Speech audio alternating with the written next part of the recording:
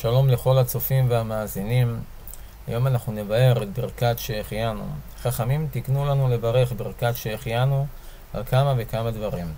אדם קנה פרי חדש ואוכל אותו, אדם שקנה בגד חדש בלבישה ומברך שהחיינו. על יום טוב, מגיע יום טוב, מברך שהחיינו. על פרי ועל בגד מצד הדין היה צריך לברך בזמן שאדם רואה את הפרי על העץ, אבל המנהג הוא שמברכים בזמן האכילה, והוא הדין לגבי הבגד בזמן הלבישה. אבל החילוק בין הדברים הללו לגבי ברכת שהחיינו, כאשר האדם קונה איזה בגד חדש, הגדר לברך ברכת שהחיינו זה דווקא אם האדם שמח. אדם שקנה חולצה והוא לא שמח שמחה שאדם באמת שמח על קניית חולצה, אלא הוא אומר יש לי עוד חולצות, אז עוד חולצה נוספת יש, זה לא שמחה כדי לברך ברכת שהחיינו. רק אם אדם קנה חולצה, מכנס, חליפה והוא שמח, יש לו שמחה פנימית שהוא זכה לקנות, לחדש איזה חולצה, על זה מברך שהחיינו. יש ברכת שהחיינו על פרי. על פרי זה לא קשור לשמחה. אם אדם אוכל את הפרי, צריך לברך שהחיינו.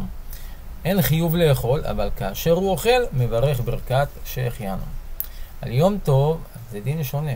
על יום טוב יש חובה על כל אדם ואדם לברך ברכת שהחיינו. מברכים את זה בקידוש, אם לא בקידוש במשך הזמן של יום טוב עצמו, או שיוצאים ידי חובה מדין שומע כעונה מהמקדש, אבל חייבים ביום טוב כל אדם ואדם לברך ברכת שהחיינו.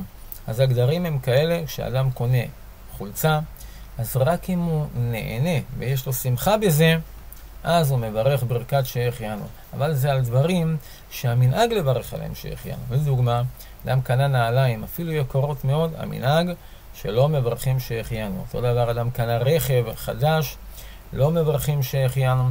רק על בגדים, כך נהגו לברך שהחיינו. מכנס, חולצה, יכול להיות אפילו עניבה יקרה שאדם קנה ושמח בה. הוא הדין חליפה שעליהם מברכים שהחיינו. אבל הלבשה תחתונה, גופיות, לבנים וגרביים, זה דברים שאין להם חשיבות, לא מברכים שהחיינו. אז למדנו היום שלגבי בגד חדש, רק אם אדם שמח מברך שהחיינו. כאשר הוא אוכל פרי חדש, רק כשהוא אוכל אותו הוא מברך, אפילו אם הוא לא שמח. כשמגיעים ליום טוב, ביום טוב מברכים ברכת שהחיינו כולם. זה חובה על כל אדם ואדם לברך ביום טוב שזכינו, שהחיינו וקיימנו והגיענו לזמן הזה ליום טוב. ברוכים תהיו.